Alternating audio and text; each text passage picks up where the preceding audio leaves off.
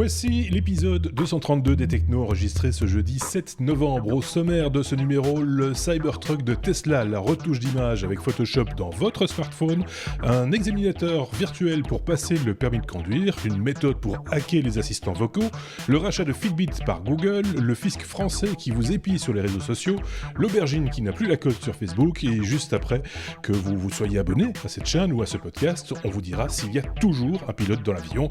Bienvenue et bonne écoute.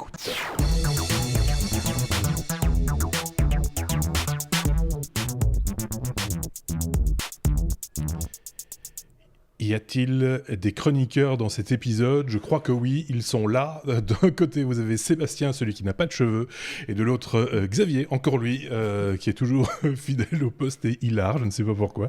Il y a un truc qui fait rire particulièrement Xavier. Non. C'est la description qui ne change pas. Oui, mais c'est devenu un running gag, mais c'est vrai que c'est comme ça qu'on vous reconnaît maintenant en rue. Hein. Les rues un petit peu éloignées de chez nous. Sébastien, notre digital nomade, se trouve cette fois où ça ? À Cape Town, en Afrique du Sud, où effectivement, l'autre jour, on m'a arrêté dans la rue en me disant « Hey, regardez, c'est celui qui n'a pas de cheveux !» Aucune référence au techno. C'est vrai. Voilà. Yes, postman. C'est ça, voilà. Donc on va faire un épisode comme d'habitude à la bonne franquette, j'ai envie de dire, mais avant ça évidemment il faut quand même qu'on parle un petit peu de ceux d'entre vous qui nous ont laissé des messages cette semaine sur la précédente émission, l'épisode 232, ou même à d'autres endroits, que ce soit sur notre site lestechno.be ou sur d'autres vidéos également. Je pense à 626, à Lydie, à Oui mais non, c'est devenu un pseudonyme, bah oui c'est comme ça, à Eric Bourdin, à Cubignol, à Battant, à Bobby Rock et à Alinga Mchi Aboulaye, excusez-moi, c'est pas facile, vous avez des fois des noms un petit peu à rallonge, mais qui posait en même temps une question. Si on désactive le SSID d'un routeur, est-ce qu'on pourra se reconnecter à ce Wi-Fi après avoir été déconnecté ? Je sais pas si vous voyez le sens de la question, on en avait parlé... Déjà, on désactive pas le SSID, on va le cacher. On va le cacher, c'est ça. C'est très différent. Ouais. Et l'appareil qui se connecte à ce Wi-Fi, donc on doit d'abord encoder une fois le SSID. C'est ça. Une fois qu'on l'a encodé, c'est comme pour n'importe quel autre réseau Wi-Fi, il le retient. Mmh. Donc nous, on ne le voit pas, mais l'ordinateur, lui, analyse le trafic, il voit qu'il y a un appareil avec ce Donc SSID. on peut le cacher, mais le supprimer, non, parce que sinon, là, on perd ses jeunes. Quoi. Si on supprime le réseau, il faut s'y reconnecter et donc réencoder le SSID. Mais c'est ça, voilà. tant qu'on ne l'a pas supprimé, l'ordinateur ne l'oublie pas, il est capable de s'y connecter. Sous question du même genre, j'ai encodé dans mon smartphone, par exemple, ton réseau à la maison, Xavier. Tu retires le nom ou tu le caches. Quand je reviendrai, mon smartphone va se reconnecter automatiquement au même réseau Wi-Fi. Alors, si je cache mon SSID et que tu y étais déjà connecté... Avec le bon mot de passe et tout. Principe, je t'avoue que j'ai jamais testé, mais je ne vois aucune raison pour laquelle il ne s'y connecterait pas. D'accord, ok. Bon, c'est une réponse. C'est à vérifier, mais voilà. J'espère qu'elle va satisfaire notre audience. Voilà, mais on peut l'expérimenter en même temps, ça coûte rien, soyons clairs. Donc voilà. Allez, faisons ça maintenant. Non, on va peut-être attendre la fin de cet épisode, si vous voulez bien. Oui, abonnez-vous, comme je le disais en préambule. C'est important, comme ça. Et en plus, vous cliquez sur la petite cloche quand vous abonnez sur YouTube, vous savez, pour recevoir les notifications. Comme ça, vous savez quand on publie des nouveautés. Et on n'en publie pas non plus, on ne va pas vous spammer. Donc en général, c'est 1 à 2 fois, grand maximum, par semaine que vous recevrez une notification. Donc vous veillez les franco. Et puis, si vous êtes déjà abonné, n'hésitez pas à mettre des pouces vers le haut. Ça nous permet de, comme ça, d'un petit peu titiller les algorithmes de YouTube pour être un petit peu mieux référencé. On fait ce qu'on peut. Qu'est-ce que vous voulez ? On peut passer à notre abécédaire directement. Avec la lettre A comme avion, alors que je cherche ma conduite, si vous voulez bien, la voilà. C'est Garmin qui s'invite dans l'aviation privée, c'est Xavier qui nous en parle. De quoi s'agit-il, Xavier ? Alors, on connaît Garmin surtout pour ses GPS, ses montres connectées, les autres devices qu'ils ont fait pour des particuliers, par exemple, qui vont en montagne, pour la marine, le secteur de l'aviation. Ici, c'est une vraie innovation qu'ils ont faite au niveau d'un système qui est baptisé Autoland et qui a été dévoilé dans une vidéo par Garmin. C'est une fonctionnalité qui était déjà disponible pour des vols commerciaux, par exemple, mais pas du tout adaptée aux avions des particuliers, ce qui est maintenant chose faite. Alors, qu'est-ce que cette vidéo montre? Elle montre un avion qui va fonctionner normalement, mais quand on arrive près de la piste d'atterrissage, enfin à portée de l'aéroport, le pilote active le mode automatique, donc baptisé Autoland, et le pilote automatique s'active, il prépare tout l'atterrissage, le pilote ne touche plus aucune commande, il va prendre en compte plusieurs critères comme le vent, le carburant restant, la taille de la piste, la météo, la trajectoire de descente. Le système va également communiquer automatiquement avec la tour de contrôle pour communiquer son emplacement, sa situation, sa destination. Il peut aussi avertir les passagers sur le temps de vol restant jusqu'à l'arrêt complet de l'avion. Il va activer les freins, il va couper les moteurs et il va dire aux passagers quand ils vont pouvoir descendre en toute sécurité. Alors, le système va aussi pouvoir s'activer quand le système juge lui-même que c'est nécessaire. Là, on n'a pas beaucoup plus de précision de Garmin, mais j'imagine que c'est lié à des conditions de vol instables ou ce genre de choses, ou si on pourrait imaginer par exemple qu'il y a une petite caméra embarquée dans l'avion et qui détecte que le pilote n'est plus attentif ou autre. Alors Garmin bosse sur la technologie depuis 2011. Ils ont fait le premier vol d'essai en 2014. Et le prix est inconnu, c'est sans doute parce que c'est pas encore destiné à tous les avions. Il y a beaucoup d'avions de types différents, il y a des commandes qui fonctionnent de types différemment, de différentes façons, et donc on n'a pas encore de prix. Par contre, on a déjà vu plusieurs posts aussi dans les news avec un bouton Autoland d'urgence. Et donc là, c'est plutôt destiné aux avions privés toujours, mais en cas de problème, imaginons que le pilote de l'avion ait un malaise, eh bien, le passager pourrait presser sur ce bouton et à ce moment-là, l'autopilote va choisir lui-même l'aéroport qui est le plus proche ou qui est le plus adapté en fonction de l'autonomie restante au niveau du fuel dans l'avion, etc. Donc voilà, chouette technologie et on arrive bientôt aux avions sans pilote, c'est clair, quoi. La référence évidemment à y a-t-il un pilote dans l'avion, c'est pas un truc qui se gonfle sur le siège du copilote, hein. Non mais parce que sur Twitter ça a un petit peu jasé et on a retrouvé cette illustration à propos de cette news. Bon, c'est rigolo, mais on n'en est pas là. Maintenant effectivement, comme je le voyais dans un des titres qu'on a épinglé sur le sujet, en l'occurrence chez Presse Citron, il faut placer sa confiance dans cette technologie. Voilà, ça c'est un peu contre-intuitif, je veux dire, pour un être humain de faire confiance. Alors déjà en voiture, c'est pas toujours facile, mais alors dans un avion, je sais pas ce qu'en pense Sébastien, mais c'est quand même un petit peu flippant, non ? Moi, la question que je me pose surtout, c'est pas tellement celle de la fiabilité, c'est celle du modèle économique, parce que c'est des technologies qui, enfin, pour ainsi dire, les gros porteurs modernes, que ce soit les nouveaux les A350 ou la 380 ou enfin les nouveaux avions Boeing, c'est pareil. Ça peut atterrir tout seul. Hein, dans la majeure partie, dans la majorité des cas, ça le fait pas parce que voilà, il faut quand même bien que les pilotes justifient leur salaire. Non, j'exagère. Il y a sûrement d'autres raisons. Oui, mais les syndicats. Ça pourrait le faire. Oui, c'est ça. Mais j'en ai parlé avec un ami qui est pilote. Ah oui, d'accord.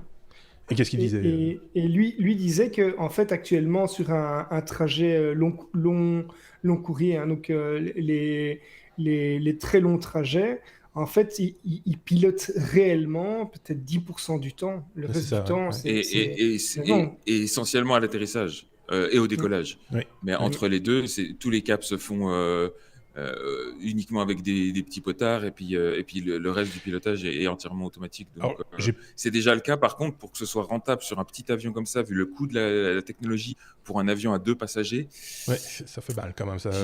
J'ai peur de dire une bêtise, mais je me demande s'il n'y a pas aussi des différences entre les avions qui transportent des passagers et les avions qui transportent du fret, comme c'est souvent le cas. Hein. Il y a énormément d'avions qui ne transportent que nos colis, hein, et qui ont un équipage limité à 2 ou 3 personnes, je pense. Et donc les contraintes, ou en tout cas au niveau sécurité, c'est pas tout à fait les mêmes règles à adopter, etc. Et donc peut-être qu'ils pilotent encore moins ces espèces de camions de l'air que ceux qui pilotent les autobus de l'air, j'ai envie de dire. Moi, je me dis que là où ça peut être utile, c'est par exemple des sociétés qui mettent en location des avions privés euh, qui ne connaissent pas absolument le pilote. Bon, même s'il est diplômé, on ne sait pas, on ne connaît pas spécialement son état de santé, etc. Ça peut être une technologie qui leur permet d'éviter des crashs ou des mauvaises surprises. Ouais, Dans peut-être. certaines Je serais quand même conditions. curieux de, je serais quand même curieux de savoir les conditions exactes qu'il est capable de tolérer le système, parce que quand tu vois, enfin, j'ai aussi un ami qui est pilote et il me montre des fois des vidéos de ses vols à lui ou de d'autres vols de passionnés. Ces petits avions-là, quand ils doivent atterrir dans des conditions, enfin, c'est des feuilles quoi, hein, Oui, oui. à moindre coup de vent et ils atterrissent en crabe, ils doivent faire des manœuvres de fou. Je me demande si Bah, ce écoute, genre de système automatique est capable. t'as un drone comme moi. Ouais, Le mais drone. c'est un quadricoptère, hein.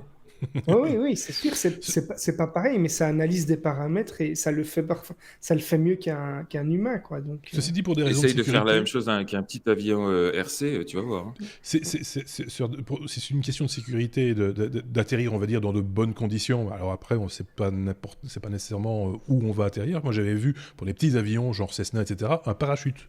C'est-à-dire que si le moteur se coupe ou un truc du genre, on ouvre le parachute, sans rien, hein, on ouvre le parachute et l'avion est suspendu au parachute et il redescend, peuf, et évidemment il tombe dans la cambrousse. Enfin, on a quand même plus de chances de sauver les passagers dans ces conditions-là que si on le laisse tomber comme une pierre, quoi. C'est ça. Voilà. Alors que Mais mettre bon, un parachute sur un A380, c'est déjà plus c'est compliqué. déjà un gros parachute. On va dire là, il y a de la toile, quoi. Mais tu peux quand même gagner. une question fondamentale sur ce système qui est auto-atterri. Est-ce qu'il s'auto-applaudit aussi? Peut-être. Oui. en tout cas, il dit aux passagers qu'ils peuvent descendre, machin. C'est ça.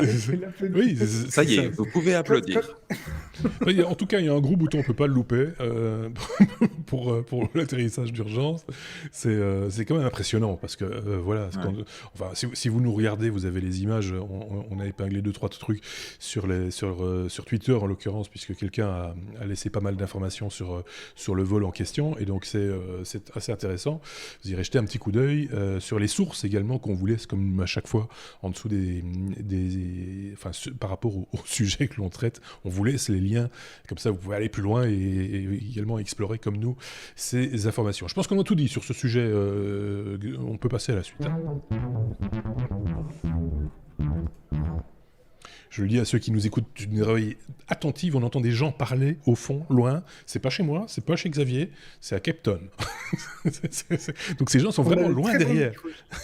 On a de très très bons micros et ils sont donc très très loin, les gens qu'on entend. Mais on les entend très très peu. Hein. Mais c'était juste pour celui qui avait l'oreille affûtée, celui ou celle qui écoute très attentivement. Il se dit mais c'est quoi, c'est pas le son habituel, c'est pas grave. On entend très très bien Sébastien. Ça crée un peu d'ambiance. Voilà, ça fait une petite ambiance de gare, c'est sympa. Et si ça peut vous rassurer, j'ai pas l'habitude de cette ambiance non plus, puisque là, à l'heure qu'il est, normalement, il n'y a personne. Mais Ah bon, oui. aujourd'hui, ils ont décidé de faire un petit événement de networking. Donc, Quelle heure il est à Cape Si Town? tu pouvais les briefer pour qu'ils applaudissent quand je sors une blague, ce serait chouette. Oui, ce serait bien, ouais, qu'enfin quelqu'un D'accord. applaudisse. Il est 20h10 au moment où nous enregistrons. Il est quelle heure à Cape Town? Il n'y a pas énormément de décalage? 1 heure de plus. 1 heure de plus, hein, c'est ça qui est étonnant hein, c'est toujours... Voilà, enfin bref.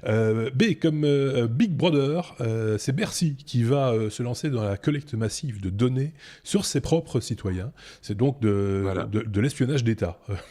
Quelque part. Voilà, d'une certaine manière. Hein, Ouais. c'est donc B comme Big Brother ou B comme Bercy, vous choisissez. Donc, alors que les Panama Papers et autres LuxLeaks nous révèlent depuis des années l'ampleur de la fraude fiscale des grandes sociétés et des plus riches de notre bonne France, eh ben, visiblement, c'est pas après ces fonds-là que le fisc a décidé d'aller courir, mais plutôt après les nôtres, quoi, enfin ceux de tout un chacun. Ouais.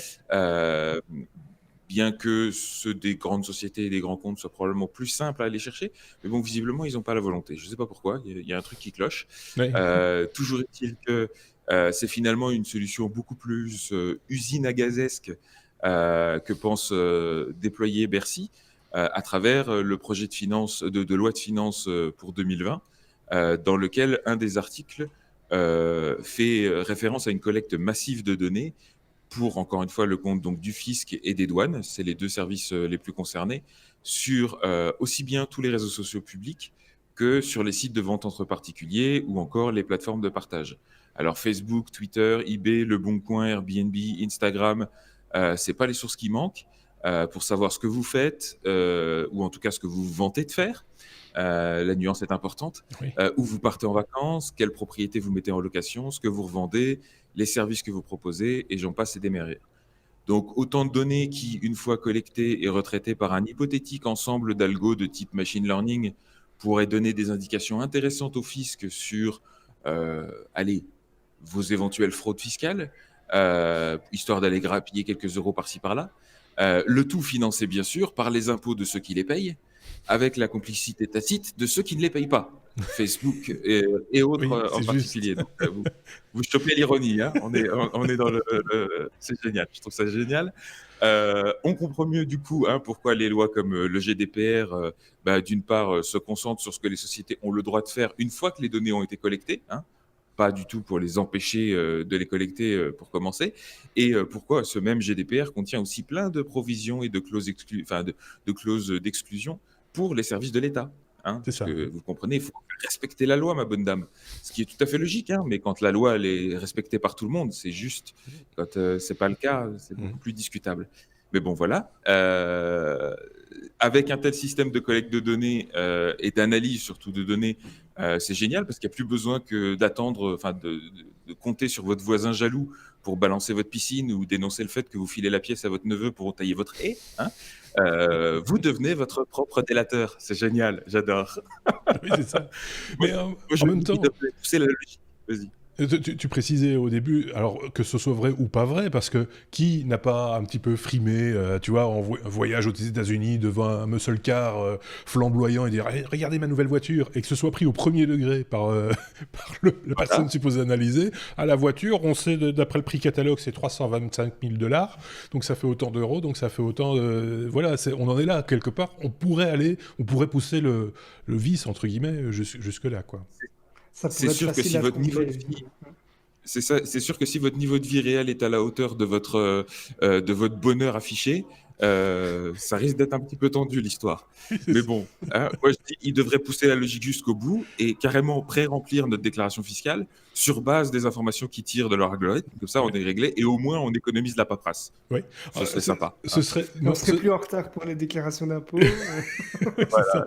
Mais ce serait rigolo. Là, au moins, on est gagné. Ce serait quand même rigolo pour la blague, de le faire et de dire tiens, voilà un petit outil qui détermine un petit peu quelle est votre fortune en fonction de ce que vous déclarez sur les réseaux sociaux. On pourrait avoir des surprises sans rire. Ça pourrait être assez comique et en même temps, ça donnerait de fort mauvaises idées au fisc. Mais c'est ça, et c'est ça qui est un peu dangereux, c'est que pour en arriver à de tels résultats, il devrait collecter et analyser des quantités de données tellement faramineuses que c'est déjà ce que beaucoup ont souligné. Ils se demandent même si techniquement c'est possible. Oui. Alors, ils essayent quand même de nous rassurer en nous disant que la collecte des données se limite aux données publiques de toutes les plateformes. Encore heureux, on n'en est pas, enfin en tout cas pas officiellement, on n'en est pas à un prisme ou à un truc comme ça. Pour l'instant. Oui, c'est ça. En tout cas, pour l'instant, ils disent qu'ils ne le feront pas. Et ils disent aussi qu'ils détruiront les données s'il n'y a aucune enquête dans le mois qui suit la collecte des données.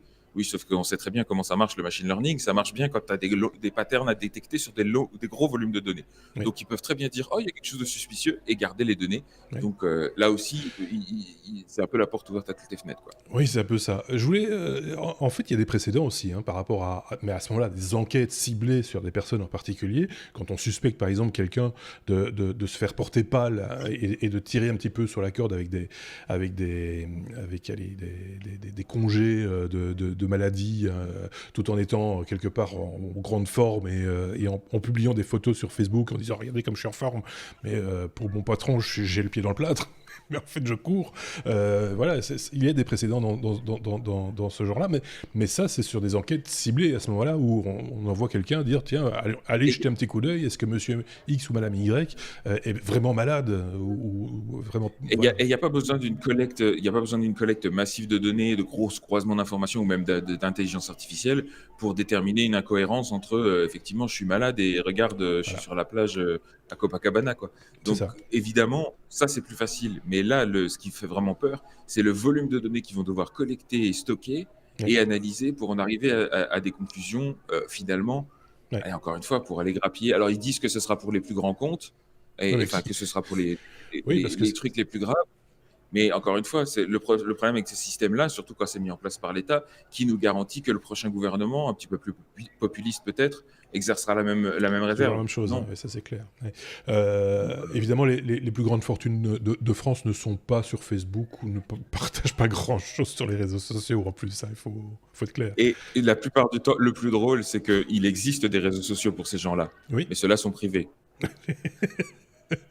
et sans doute que sur ces réseaux sociaux, on retrouve quelques ministres et autres. Voilà. Très probablement. On tourne en rond, évidemment, tout ça. Et voilà, merci de mettre une fois de plus en évidence les aberrations du système. Alors, C'est vrai. juste pour conclure quand même sur le sujet, Oui. tout ça pour dire, et vous l'aurez compris, c'est ma marotte, le problème à la base, c'est que vous avez des données qui sont centralisées sur les plateformes, et là, elles sont recentralisées une deuxième fois par Oui. une plateforme de surveillance d'État. C'est génial. Donc, vous l'avez compris, la solution, c'est éviter d'envoyer vos données à des plateformes centralisées, et Clairement. vive la décentralisation. Voilà, ça c'est dit. C'était l'actu qui était tombée juste après l'enregistrement de la semaine dernière, de l'épisode 231, qui est apparu donc le 1er novembre, si je dis pas de bêtises. C'est la vente de Fitbit à Google pour je ne sais plus combien de milliards, 21 ou 27 milliards de... Je ne sais... Non Je vais te dire ça. Dis-le. Donc effectivement, le 1er novembre dernier, Google a annoncé donc officiellement avoir acheté Fitbit pour 2,1 milliards de Oui, dollars. c'est ça, voilà. Et l'objectif, alors annoncé dans tous les communiqués de presse, ce serait de relancer la plateforme Wear OS, anciennement connue sous le nom d'Android Wear, donc le système d'exploitation Android Wearable de Google, qui est clairement en nette position de faiblesse par rapport au WatchOS d'Apple ces derniers temps. Donc certains spéculent déjà même sur le développement prochain d'une Pixel Watch qu'on attend depuis un bout de temps, c'est-à-dire d'une montre connectée développée par Apple eux-mêmes, sachant que jusqu'à maintenant, ils s'étaient plutôt reposés sur Motorola, sur Samsung, etc. Donc certains ont abandonné d'ailleurs le développement de ce genre de device.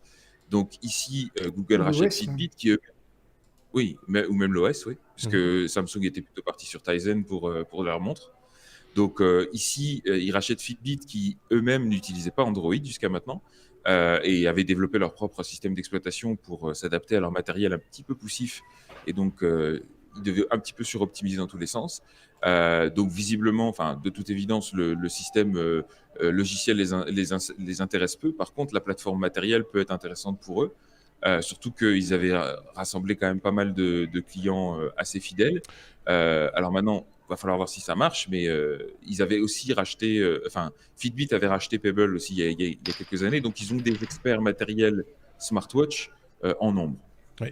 20 millions d'abonnés à l'application, parce que tu l'as oublié de le préciser, mais Fitbit, c'est aussi une application de coaching qui est assez en vue. Juste une toute petite parenthèse, on en parle, comme ça tout le monde est au courant et on suit cette actualité. Je rappelle qu'on a un podcast secondaire qui s'appelle le Off, que je réalise le week-end en général qui suit la diffusion. Et comme on n'en avait pas parlé dans l'épisode, j'en avais déjà un petit peu parlé dans le podcast le Off, qui est un podcast audio que vous retrouvez sur Anchor, et on mettra le lien évidemment dans la description de cette vidéo. Voilà, je ferme juste la parenthèse. Donc oui, une application, des membres, pas mal de devices vendus dans le monde quand même, hein. On parle de centaines de millions de devices vendus, d'une centaine de millions de devices vendus dans le monde. Donc ça a une valeur, hein, soyons clairs. Et accessoirement, Oui. ce qui va avec tout ça, avec cette application et avec ces millions de membres fidèles et qui courent, qui n'envisageraient même pas de courir sans un tracker Fitbit à leur poignet, c'est les données. Les données qui vont avec. Et ça, Et les données de santé et tout ça.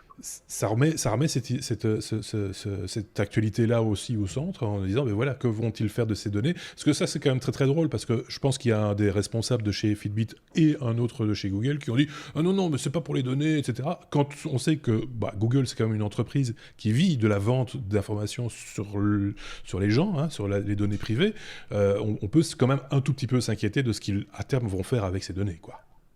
Ou en tout cas de leur exploitation. C'est ça un Voilà. petit peu ce qu'ils ont dit, c'est que de toute façon, les données Fitbit seront soumises au même régime que toutes les données Google. Et là, pour le coup, on peut leur rendre hommage pour ça, c'est qu'ils font quand même un effort pour que ce soit transparent, que vous voyez exactement ce qui est stocké chez eux et que vous ayez le contrôle dessus. Pour autant, rien ne les empêche, avant que vous les effaciez, d'en extraire toute la subscientifique moelle, d'en faire des statistiques et d'alimenter tous leurs algorithmes avec ça. Ouais. Donc ça reste effectivement le nerf de la guerre pour eux. Et on se doute bien qu'ils vont utiliser ces données à ces fins-là. Maintenant, ils ont dit qu'ils ne l'utiliseraient pas pour Google Ads directement. Ils ont dit qu'on pourrait toujours aussi supprimer les données si on ne les veut pas. Mais je pense qu'il y a clairement un certain nombre de fidèles de Fitbit qui vont voir ça d'un très mauvais œil et qui vont se barrer à la concurrence et aller voir peut-être du côté de chez Apple où eux, ils ont clairement un engagement très fort sur tout ce qui est protection des données privées, quoi. Je pense qu'il y a quelques assureurs clients de Google qui doivent se frotter les mains et qui vont être intéressés par ces informations et qui vont mettre l'argent, enfin ils vont y mettre le prix et ils finiront par les avoir, parce que c'est la vocation de Google, c'est pas juste de mettre des datas et de les stocker sur des serveurs juste pour le plaisir de le faire, quoi. C'est aussi pour gagner leur vie avec, hein, soyons clairs. Xavier, il y avait un truc à rajouter avant qu'on Mais passe moi, à la cette suite. news, elle m'a fait réagir parce que je me dis que je vais peut-être enfin un jour voir la Pebble Time 2 que j'avais envie de commander et que je m'apprêtais à commander le jour, je crois que c'est le Je te jour rappelle. où on a annoncé le rachat par Fitbit. Et Non, puis, moi, je rêve encore d'une watch qui a une autonomie d'une semaine. oui, c'est Au ça, parce moins, que c'était ça la Pebble, c'était ça l'avantage qu'elle avait, c'est qu'il fallait quasiment pas la Alors, recharger. Oui. pour info, c'est justement un des trucs où beaucoup ont des doutes aussi, c'est que les dernières smartwatches de Fitbit, la Versa 2 et tout ça, ont des très bonnes autonomies. Elles tiennent la semaine sans problème. Ouais. Maintenant, c'est au prix de l'absence de GPS, Oui, d'un c'est ça, processeur ouais. hyper lent, donc d'une interface un petit peu poussive, d'un écran qui n'est pas super très bien éclairé et donc qui est limite lisible. Donc Oui. voilà, il y a des oui, et compromis t'as aussi. pas un écosystème d'applications, parce que c'est surtout ça. Je veux dire, moi, les trackers, c'est très bien, mais euh, j'aimais bien les différentes possibilités qu'offrait la Pebble, avec Moi quand aussi. même une base de développeurs qui était déjà assez conséquente, Il y a quoi. un produit Fitbit qui, à mon avis, intéresse un petit peu moins Google, c'est la balance connectée qu'ils ont lancée il y a Oui, peu. Aria, oui. Aria. Je pense Ça, que ça, je Bah, me qui demande sait, parce qu'ils ont ça. Google Fit, hein. Ils ont Google Fit, en c'est fait. vrai, Donc, c'est vrai, c'est vrai. Donc il pourrait s'en Et, servir et, encore. et, je me pose aussi la question par rapport aux autres trackers d'activité, les trackers simples, sans logiciel, avec juste de l'électronique, quoi. Je me demande aussi si ça a sa place encore dans le portfolio d'Android, de Google. Surtout que, quand on y réfléchit, le matériel, ça n'a jamais été le fort, hein, de Google, hein. Ils ont Non. essayé, ils ont racheté Motorola, ils l'ont revendu. Ils ont essayé de racheter une partie de HTC, ça n'a rien donné. Chaque fois qu'ils ont essayé de faire le Pixel, ça se vend pas très bien. Leur earbuds même se vendent pas bien non plus. Donc Non, ouais, ils n'ont pas de bol c'est pas avec d'accord. ces produits. Ouais. Par contre, les produits qui fonctionnent bien, c'est le Google Home et les Google Home Mini et des trucs comme ça. C'est des petits devices qui fonctionnent. C'est Ouais. vrai. Mais on va y revenir. On va en reparler, oui, parce que là, il y a aussi des choses à, il y a aussi des choses à dire. I comme IHA, alors que la fête bat son plein à Cape Town. Au niveau monté. Bientôt une intelligence artificielle pour passer votre examen de conduire. Moi, ça me fait un peu rire parce que j'habite pas très très loin d'un centre d'instruction et de contrôle, enfin d'examen du permis de conduire. Et quand je vois tous les jeunes un peu dépités qui reviennent en ayant raté leur examen théorique ou pratique, en râlant sur l'examinateur, etc., j'ai une petite pensée pour la voiture autonome, pour le vélo, pour la trottinette, des choses comme ça.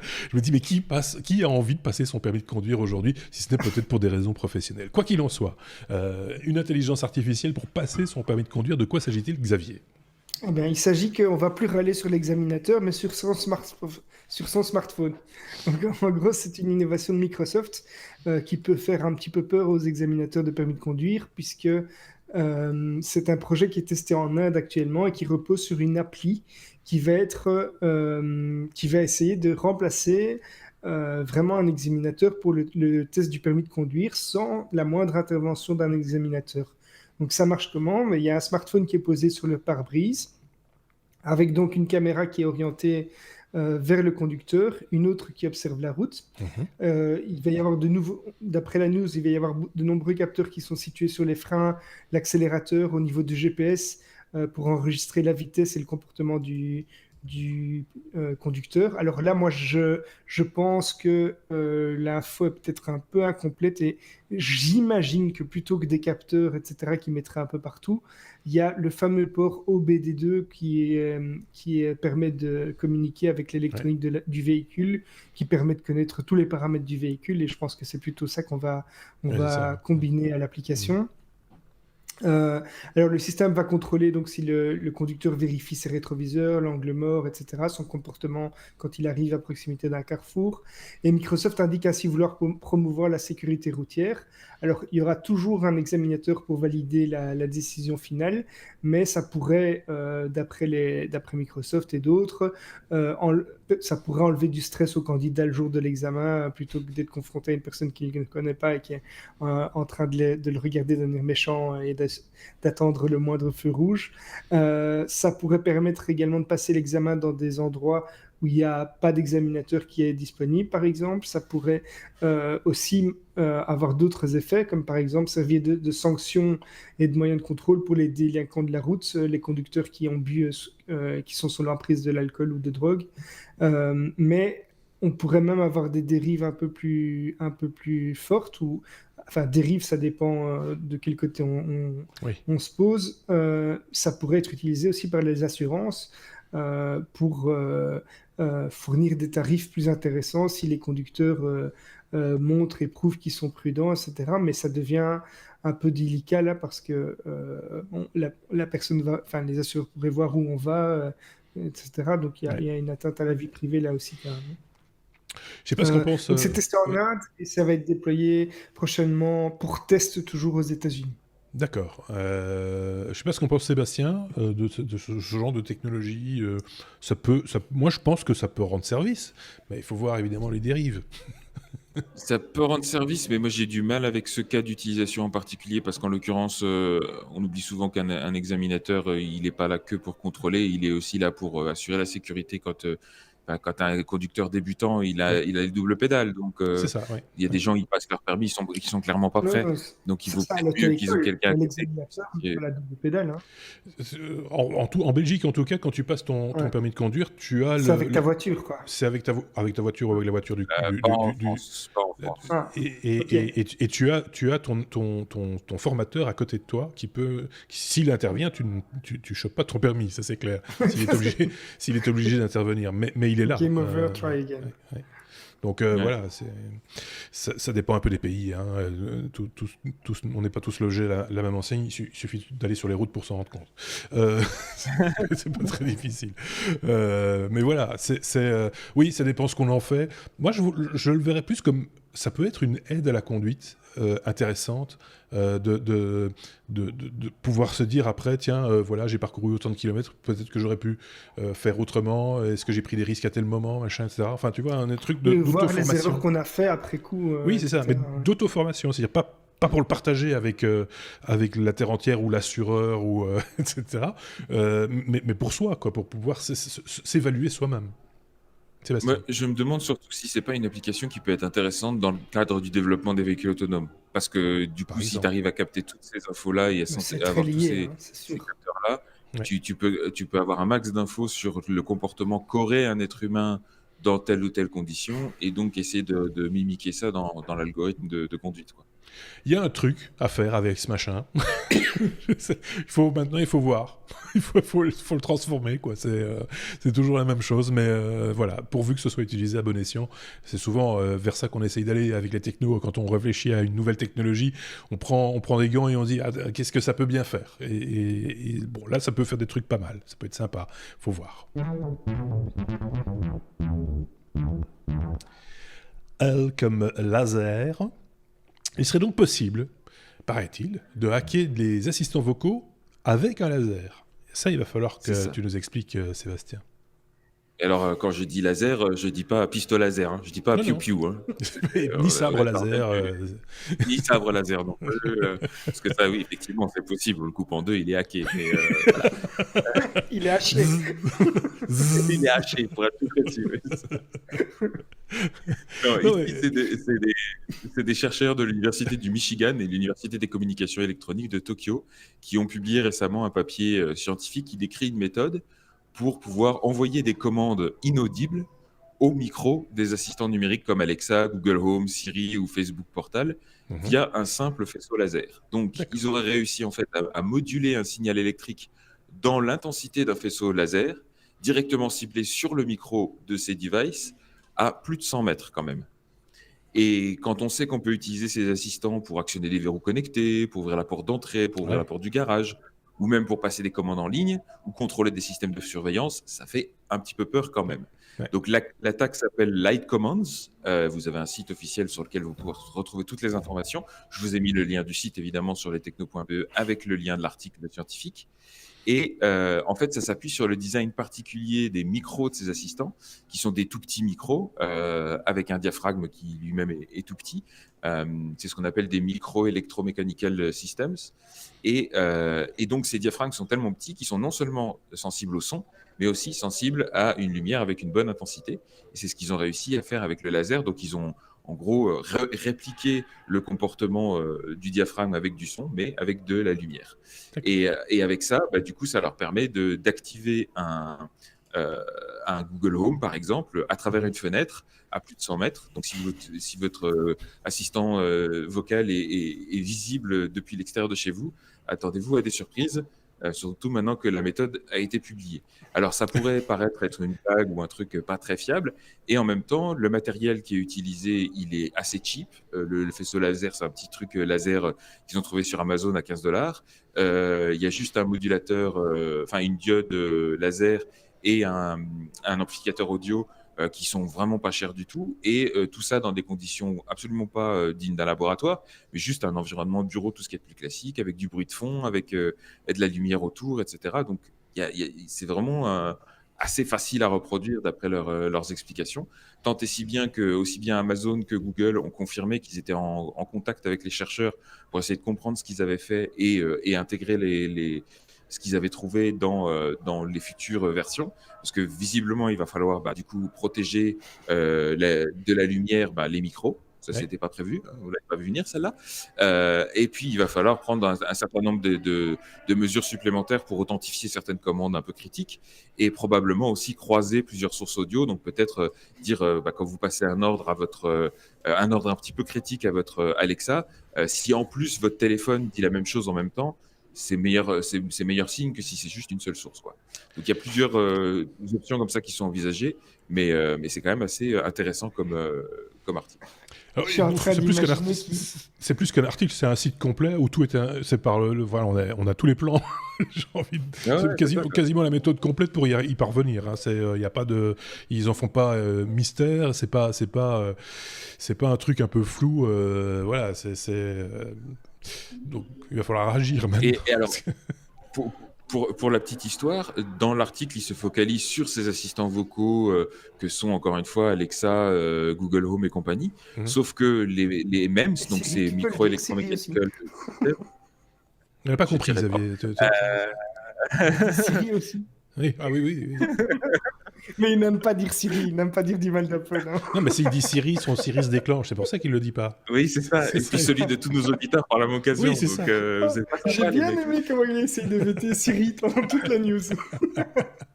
Mais non, mais s'il le dit, ça voilà. Enfin bref. Siri et Google. Oui. Et Google.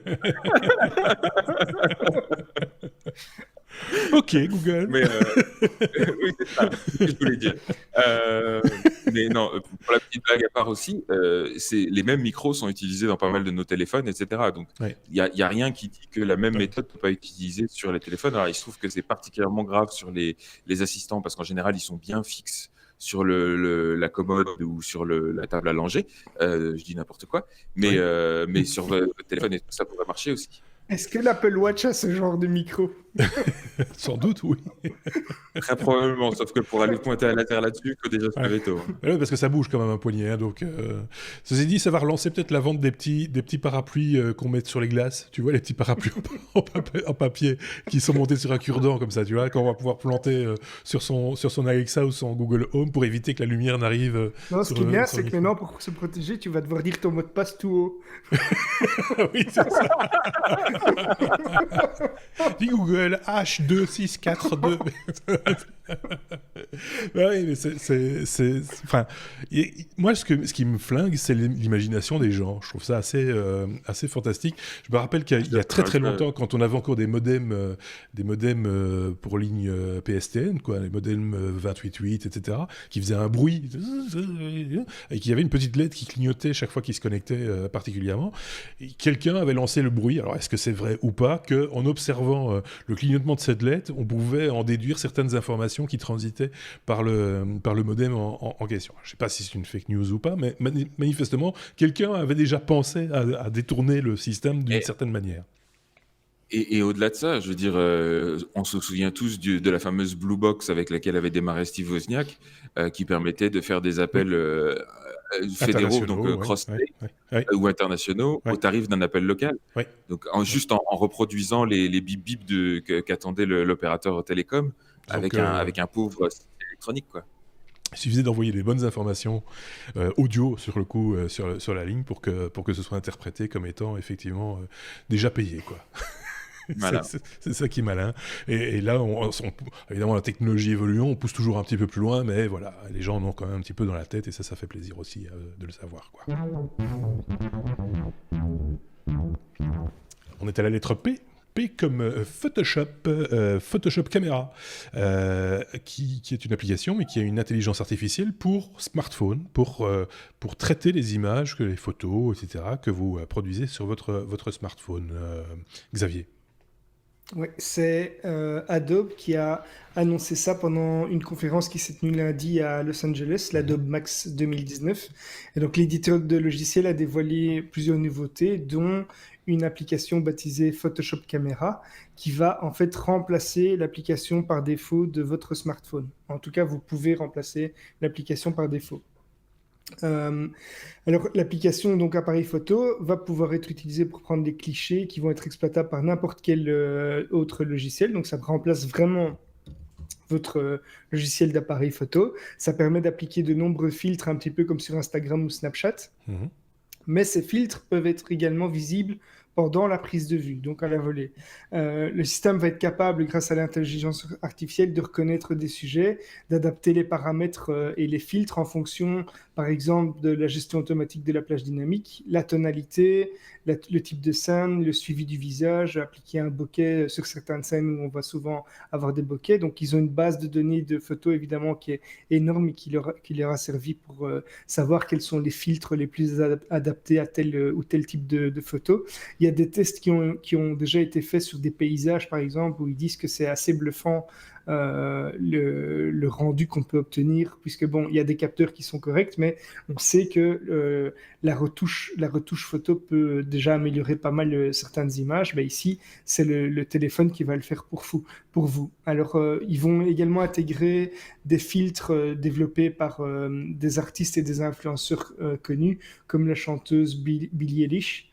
Et l'application, elle est disponible pour le moment en mode preview uniquement, mais à la fois sur iOS et Android. Ils avaient déjà fait des trucs très bien avec Lightroom, disponible aussi pour smartphone. Et là aussi, tu utilises Lightroom comme étant l'application caméra, et ça t'ouvre des possibilités de réglage que tu n'as pas avec l'application photo d'Apple, donc d'iOS. Il y a plein de réglages possibles, c'est ça qui est fou. Et Apple nativement ne les offre pas à ses clients. Il faut passer par des applications tierces pour pouvoir y avoir accès, et c'est très puissant, parce que ça permet vraiment de de faire. Je l'ai vu récemment sur une démo d'iPhone 11, qui est déjà un appareil assez puissant en soi, et qui permettait de faire du traitement d'image d'une finesse et d'une précision assez redoutable. Et là, quand on voit toute la puissance mise au service de ce genre de choses-là, du traitement d'image, c'est vrai qu'on l'a vu maintenant avec justement Instagram, les influenceurs, etc. Les gens ont envie de traiter leur image, ont envie de la modifier, de la faire vivre différemment, etc. C'est pas nécessairement kitsch ou moche, ou ça peut des fois apporter quelque chose. Faut encore voir qui le manipule, hein, mais j'ai déjà vu des choses qui sont plutôt sympas à regarder, qui sont plutôt agréables, qui suscitent une émotion. Je trouve ça plutôt bien vu de la part De toute façon, il faut être clair, aujourd'hui, il n'y a plus aucun photographe qui publie une image sans la retoucher, quoi. Ça devient vraiment extrêmement rare. Depuis que le numérique existe, hein, depuis même depuis que la photo existe, j'ai l'impression, parce que de toute façon, même en chambre noire, on chipotait un petit peu aussi. Hein, donc, c'est pas insultant de dire qu'on a retouché une photo. Voilà, c'est des outils, ils existent, ça fait partie de la photographie en fait, hein, clairement. Et donc c'est bien vu, je disais, de la part d'Adobe d'aller sur cette voie-là.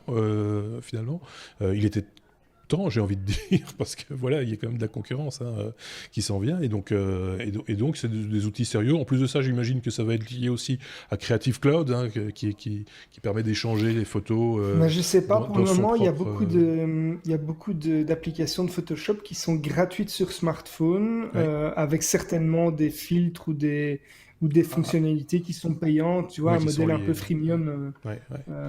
À explorer, évidemment. Je pense que ça devrait être comme ça, à mon avis. Je mets les liens, hein, comme toujours, dans la conduite de cette émission. Vous la retrouvez en dessous de la vidéo ou sur notre site lestechno.be. Vous retrouverez, bien entendu, toutes les informations. Je ne sais pas si Sébastien avait une opinion là-dessus, en particulier. Moi, j'ai peut-être une idée du coup pour rentabiliser mon iPhone 11 que j'ai récemment trouvé mes poches avec. Est-ce qu'il y aurait un mode Bercy dessus qui me permettrait de me mettre automatiquement sur le fond de mon salon, même quand je prends des photos à cabot? Non, non, mais tu peux te mettre des cheveux. C'est vrai, et du coup, je trouble le fisc. Il ne sait plus, il a des cheveux, il n'a pas des cheveux. J'ai croisé des informations avec lestechno.be où Marc il a dit qu'il n'avait pas de cheveux, mais en fait, il en a. Ah, c'était pas lui. Et vous avez vu où il se trouve? Dans un aquarium au Cap. Mais voilà, moi je trouve ça plutôt sympa. Les résultats que j'ai pu apercevoir, c'est bien foutu, et on fait de belles choses aussi, hein, avec un appareil photo, avec un smartphone. On le sait tous maintenant, c'est devenu le principal appareil photo de la famille, hein, le smartphone, hein, il faut bien le dire aussi. On est à la lettre S, et évidemment qu'on parle d'espace. Et à S, on peut mettre SpaceX, par exemple. Quand Sébastien est là, souvent, il nous parle d'espace, mais c'est très bien comme ça. Sébastien, tu vas nous parler des dernières nouvelles du Starship et de Starliner, c'est ça, hein?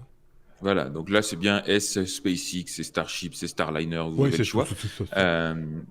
Donc on va commencer avec le Starship, puisque on attend encore avec impatience le premier test atmosphérique du Starship, hein, le deuxième étage du fameux nouveau lanceur lourd de SpaceX.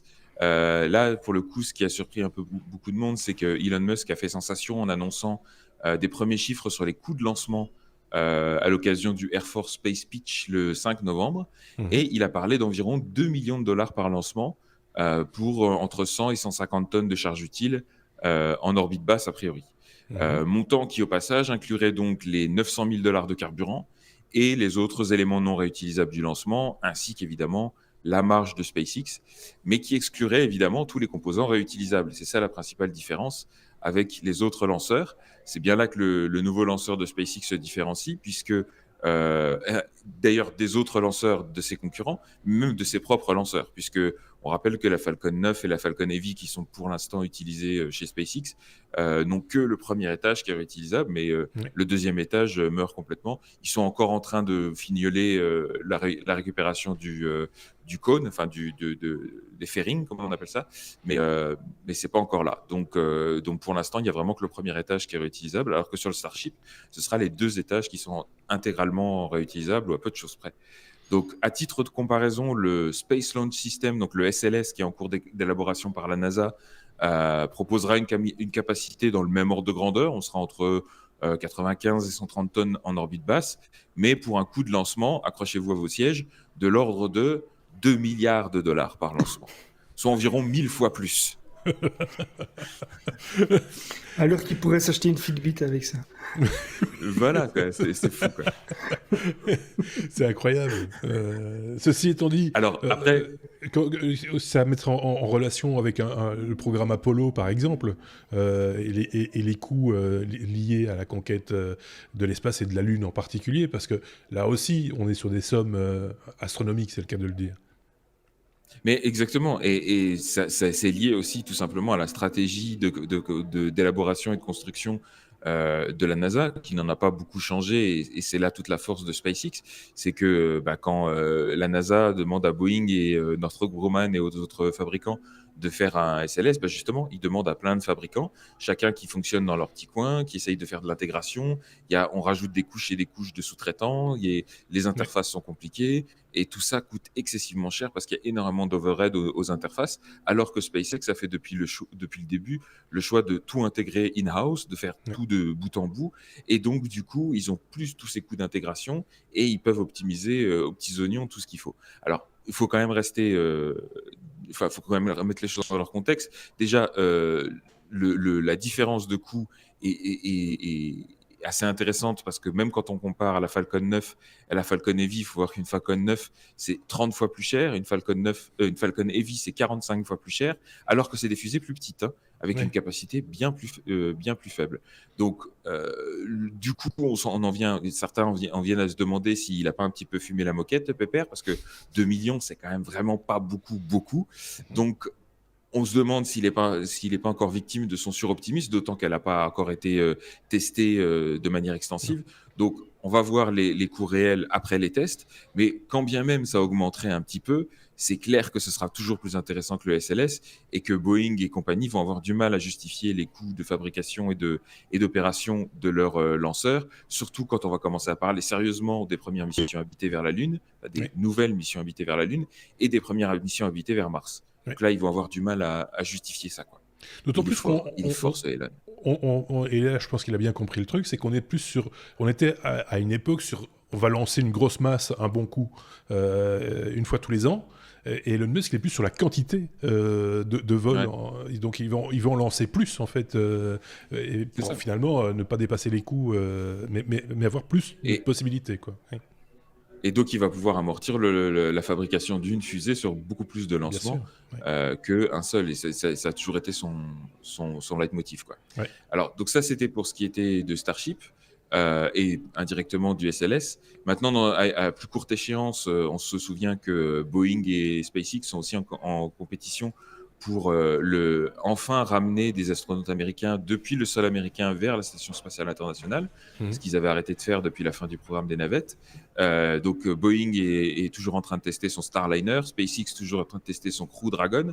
Les deux avancent sur leurs tests. On se souvient que le Crew Dragon avait eu un problème, il avait explosé sur un banc de test.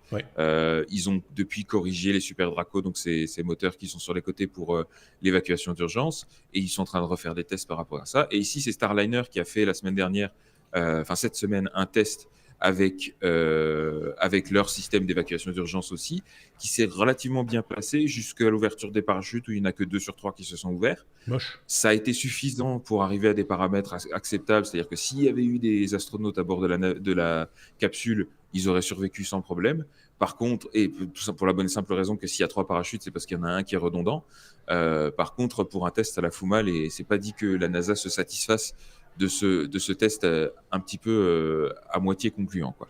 Toujours est-il que comme eux sont en retard, et que SpaceX aussi a pris du retard dans leurs tests, puisqu'a priori on sera pour les premiers tests habités sur les 2 l'année prochaine, et que normalement il n'y avait plus de vol Soyuz qui était prévu sur le lanceur russe après la fin de cette année, du coup la NASA a dû recommander à Roscosmos 2 Soyuz supplémentaires pour faire un petit peu le lien, la jonction, ce qui a permis quand même à Rogovin, le directeur de Roscosmos de vanner un petit peu la NASA en disant je vous l'avais bien dit que ça prendrait plus de temps, mais bon, on va vous les faire, hein, vous inquiétez pas, c'est bon.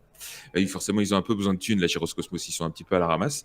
Et la preuve, c'est que normalement, les Soyouz, ça prend quand même 2 ans à fabriquer. Et là, en 2019, ils en auront déjà un de prêt. Donc, quelque chose me dit qu'ils avaient du stock en rab. Vu que personne ne leur en achète plus, ils avaient quand même un petit peu d'avance.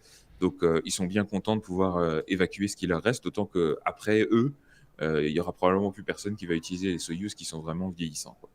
Donc, voilà. Voilà pour les nouvelles de l'espace. Mais c'est riche quand même en même temps. Quand tu vois le nombre de trucs qui se passent sur une semaine, grâce justement à des gens comme Elon Musk, mais pas que. Jeff Bezos n'est pas en reste non plus régulièrement.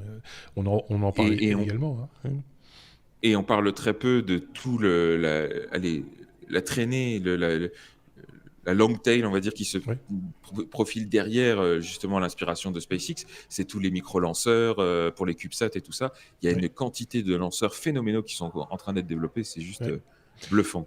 Alors, on pense aussi justement à ces fameux petits satellites qui l'envoient par grappe là, pour faire de l'internet un petit peu partout autour du monde. Ça, par contre, ça n'a pas super bonne presse. Il faut être très clair que on parle de pollution de l'espace. Il faut quand même relativiser. Il ne va pas falloir slalomer entre les satellites pour sortir du périmètre de la Terre. On reste quand même voilà, ils sont quand même bien espacés les uns les autres, quoi.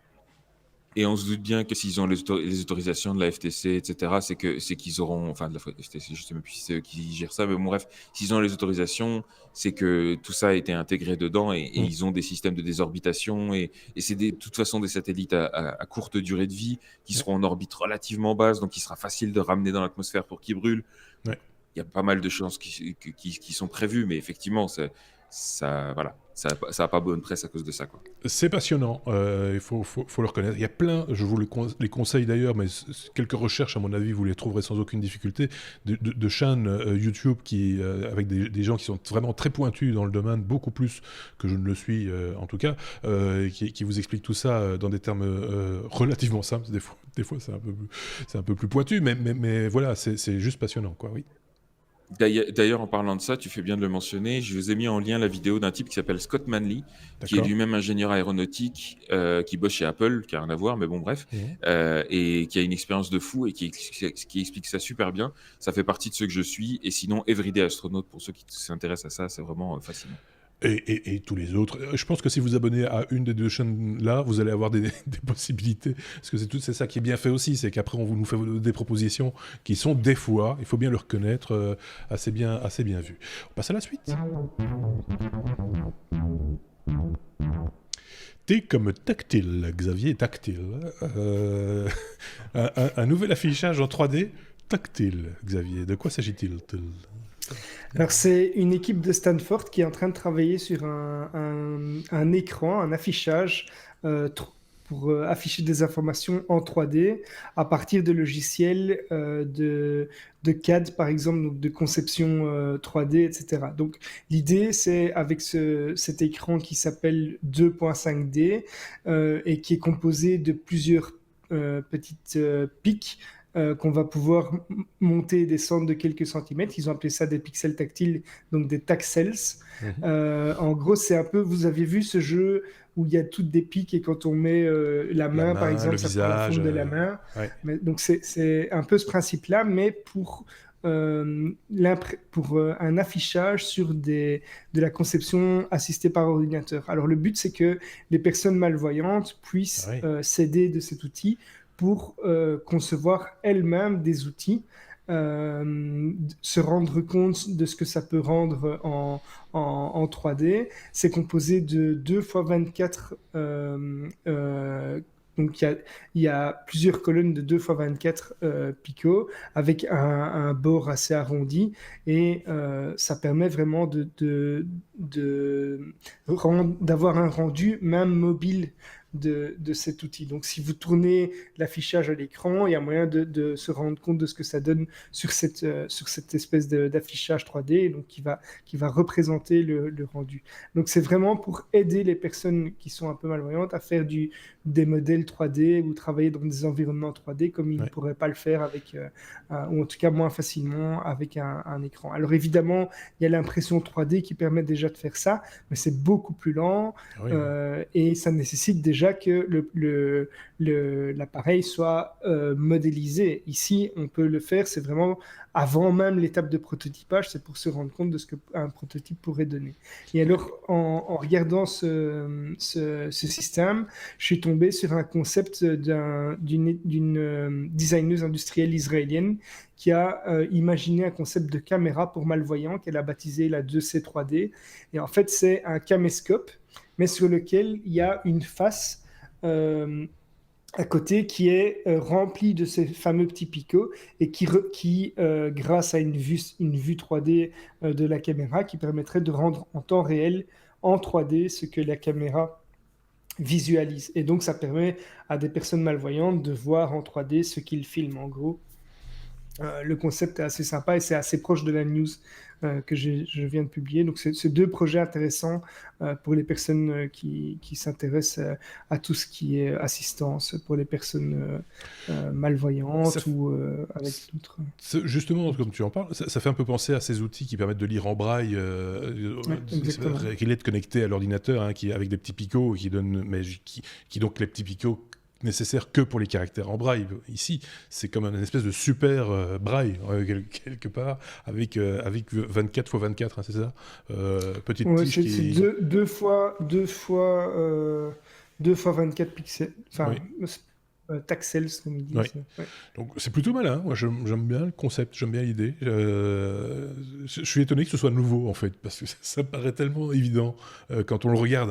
Après, c'est vrai que si on me l'avait dit il y a 10 jours, juste comme ça, je me serais posé la question de savoir à quoi ça ressemble, mais quand on le voit, on se dit bah ouais, finalement c'est pas bête, c'est même plutôt malin, parce que technologiquement c'est des petits moteurs, c'est des petits électroaimants, il n'y a rien de il faut arriver à combiner ça et à le synchroniser avec ce que tu vois à l'écran, etc. Mais l'idée, c'est plus un concept auquel il a fallu penser et arriver à le faire que en soi c'est.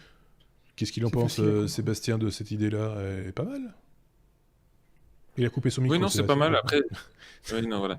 C'est vrai que c'est pas mal, mais je serais quand même curieux d'avoir l'avis d'un malvoyant pour savoir si c'est vraiment utile ou si c'est juste un délire de chercheur, quoi. Ben ça, là, il semble tester en situation avec 2-3 personnes. Enfin, il faudrait voir les vidéos de plus près. J'imagine que la résolution est amenée à s'améliorer aussi fortement. Ici, on a un faible nombre de picots parce que il travaille dessus, quoi. Mais c'est évidemment que si tu sais le faire avec 24 picots, tu sais le faire avec 500, quoi. Pourquoi pas, enfin. Et du coup, j'en viens quand même à me demander quelle est la pertinence, enfin, en quoi ça est plus intéressant que tous les gants sur lesquels ils sont en train de travailler avec le retour kinesthésique. Donc, avec directement la simulation, c'est ça, avec la simulation des sensations directement dans les doigts, quoi. C'est un autre cas de figure, un autre case, quoi. Voilà, Mais est-ce que les gants arrivent à te faire percevoir une forme bien précise? C'est l'idée. Il y a une différence entre le toucher et la perception d'un volume, quoi. Ici, c'est l'idée de la perception du volume. Et même, il y a un truc qu'on voit très bien sur les vidéos du système dont tu parles, c'est que en plus, ils ont la capacité de bouger au-dessus, de combiner l'information des doigts avec l'information mécanique du mouvement, etc. Donc, il y a des choses intéressantes, mais je pose la question simplement de savoir laquelle des deux options est la plus intéressante, quoi. Si vous nous écoutez, que vous êtes malvoyant ou non-voyant, vous avez peut-être eu connaissance de cette information, dites-nous ce que vous en pensez. C'est une information intéressante, effectivement, pour aller plus loin, comme toujours. Nous, on lance des petites idées ici. J'ai l'habitude de le dire, c'est un peu notre revue de presse technologique, en tout cas celle de nos chroniqueurs. C'est un premier jet, c'est un premier contact, c'est une première opinion. Après, vous en faites ce que vous voulez, on vous donne tous les liens et tous les outils pour aller plus loin, comme j'ai l'habitude de le dire à chaque fois. On est allé lettre T comme Tesla, qui présentera son Cybertruck le 21 novembre. Que c'est ringard comme nom, Cybertruck. Je voulais quand même le préciser. Non, c'est vrai, ça fait beauf, quoi. Je veux dire, Non, c'est clair. C'est un petit peu anticlimatique, comme disent les Américains. Surtout que ça faisait un bout de temps qu'on attendait de savoir quand ça allait sortir. Ça avait déjà été repoussé 2 ou 3 fois. Et là, maintenant, on a la date de présentation. Ce sera donc le 21 novembre. Et on a aussi le nom officiel. Ce sera donc le Cybertruck. Le fameux pick-up de chez Tesla, puisqu'ils ont déjà les modèles S, X et 3, enfin, S3 et X pour les remettre dans l'ordre, qui sont disponibles à la vente. Ils ont la modèle Y qui est en cours de finalisation. Ils ont la modèle, le nouveau Roadster qui est aussi en cours de finalisation. Ils ont les 2 semi-remorques qui vont arriver. Et puis, on attendait encore justement ce fameux pick-up. Alors, vous allez dire, oui, un pick-up, à quoi ça sert? Allez voir le marché américain. Hein. Le pick-up, il est massif là, dans les parts de marché. Il y a énormément de gens qui se baladent en Tacoma ou en F-150 ou en Raptor, des trucs comme ça. Donc, voilà, effectivement, c'est un gros marché. Donc, s'ils veulent vraiment transformer le parc thermique en parc électrique, effectivement, ça doit passer aussi par là. Donc, on attend avec impatience de voir ce qu'il va présenter. Le petit clin d'œil, comme à chaque fois, il y a des easter eggs dans les annonces de Tesla. Ça faisait un bout de temps qu'il nous disait que le design allait être super futuriste, mais digne d'un Blade Runner. Et là, pour les plus hardcore, auront noté que l'action de Blade Runner se passe en novembre 2019 à Los Angeles, comme la présentation du Cybertruck. C'est là. Et je pense que le nom est peut-être lié aussi à ça. Je soupçonne de vouloir faire une blague par rapport à ça. À côté de cette blague-là, il se trouve qu'il y a le salon de l'auto qui démarre à Los Angeles à la même date, et donc tous les journalistes seront dans le coin. Donc ça ne gâche rien à la fête. Il y a un autre pick-up électrique qui a été présenté également. Je ne sais plus la marque maintenant, je pense que c'est Chrysler. Avec l'A10 ou le S10, je ne sais plus quelle est la référence. Et ce qui est très drôle, c'est que c'est un pick-up dans lequel tu ne peux rien mettre parce que le coffre est complètement pris par les batteries.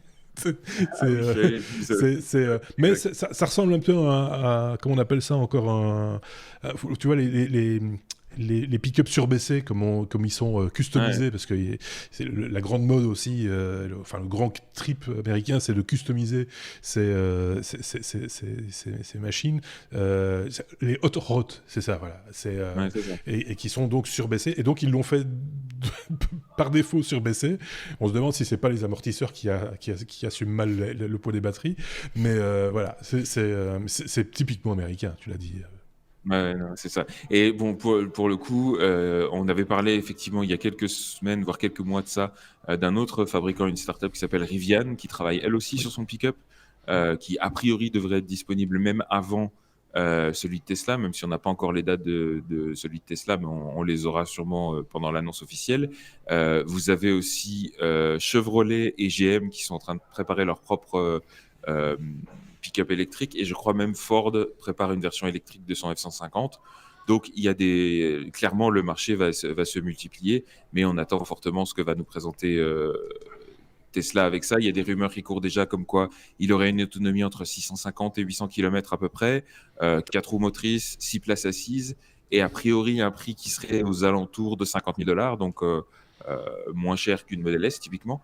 Mais plus cher quand même qu'une Model 3, faut pas déconner.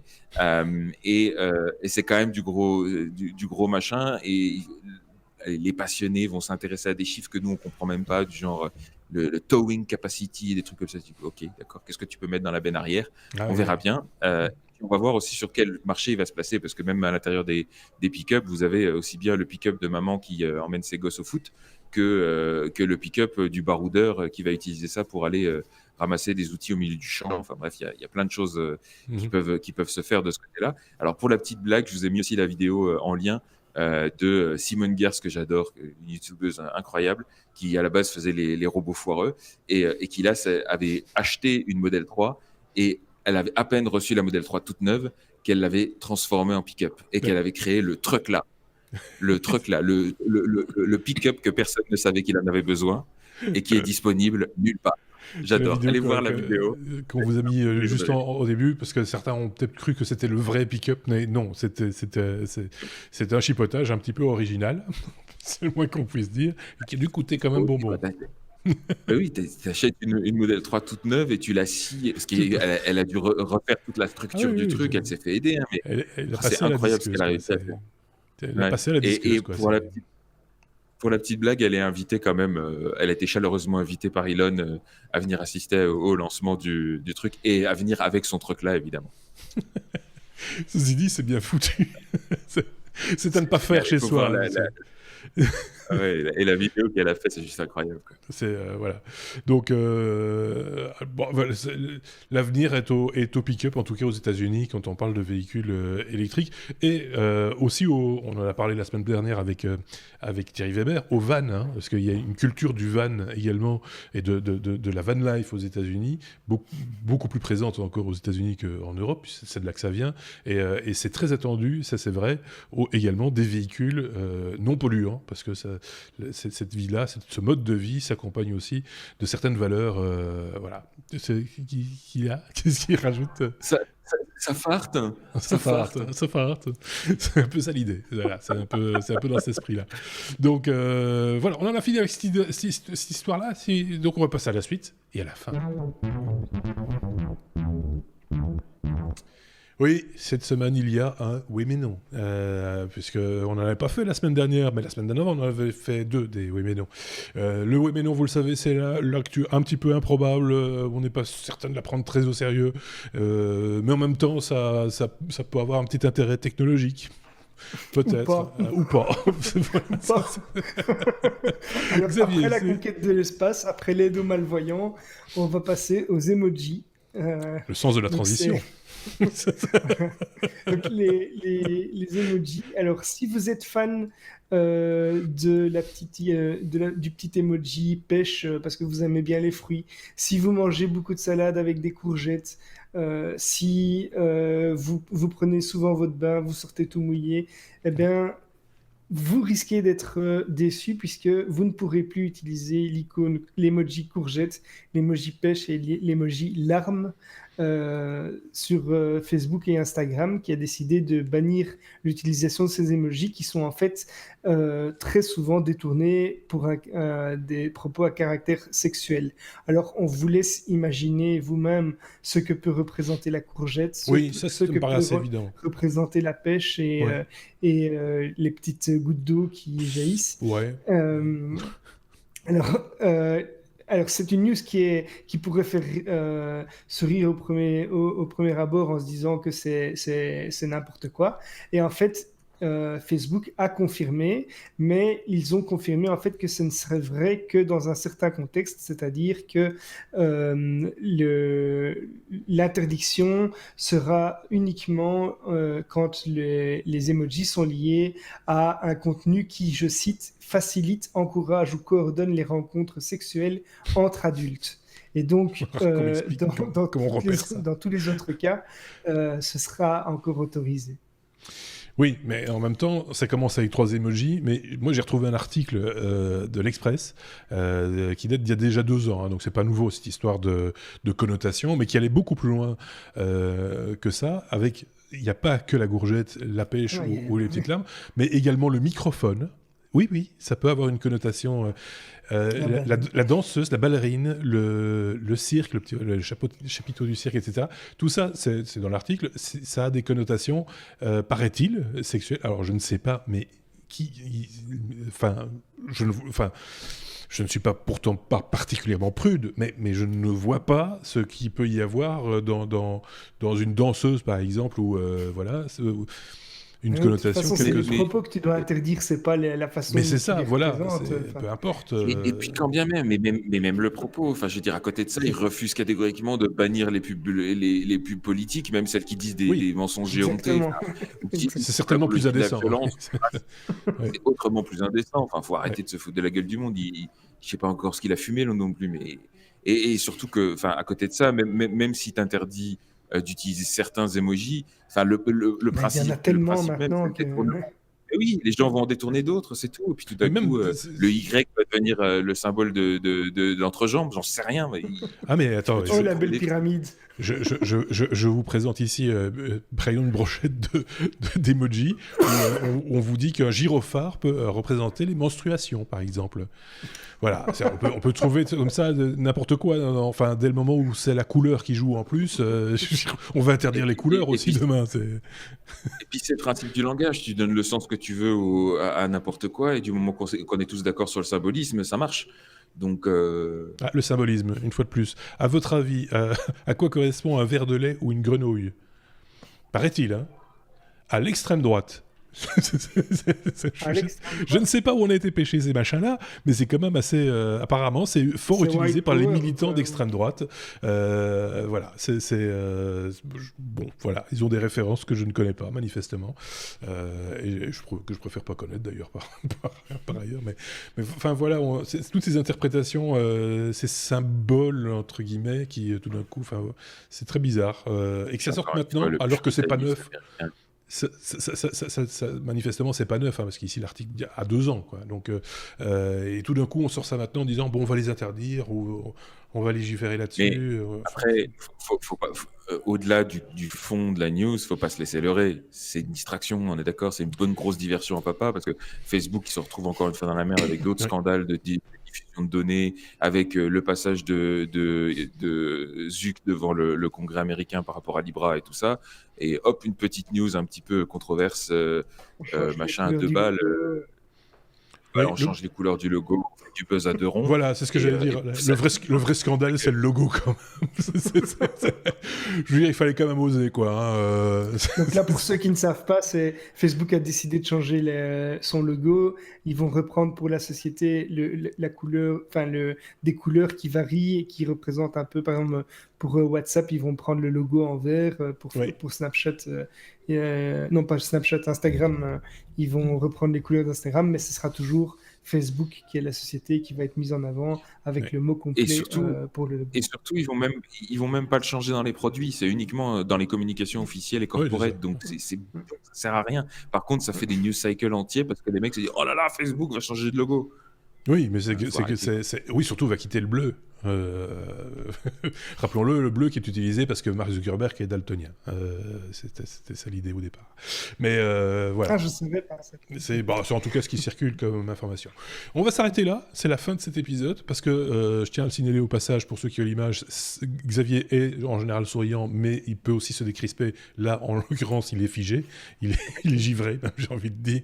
Donc, c'est qu'il est l'heure d'aller se coucher. Alors voilà, donc c'est pas d'avoir des cheveux qui l'empêchent d'avoir froid. Voilà, c'est ça. Bien vu. Je ne citerai pas la marque, mais je n'ai jamais froid ici chez moi. Donc, c'est haute technologie aussi, ça. C'est très clair. Merci à tous les deux d'avoir participé à ce 232e épisode des Technos. On va se retrouver évidemment très bientôt, tous, parce qu'on n'est pas morts, soyons clairs aussi. Si vous avez des commentaires à formuler, n'hésitez pas en commentaire de cette vidéo sur YouTube ou sur notre site lestechno.be.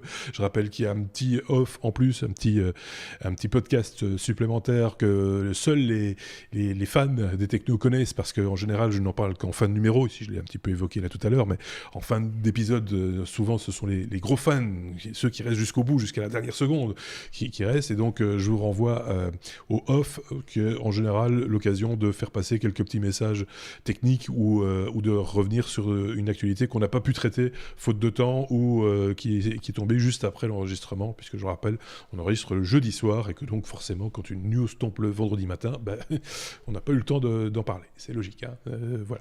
Merci à tous les deux, merci, bon voyage, enfin bon séjour à Cape Town pour Sébastien, merci Xavier, à très bientôt. Ciao. Au revoir.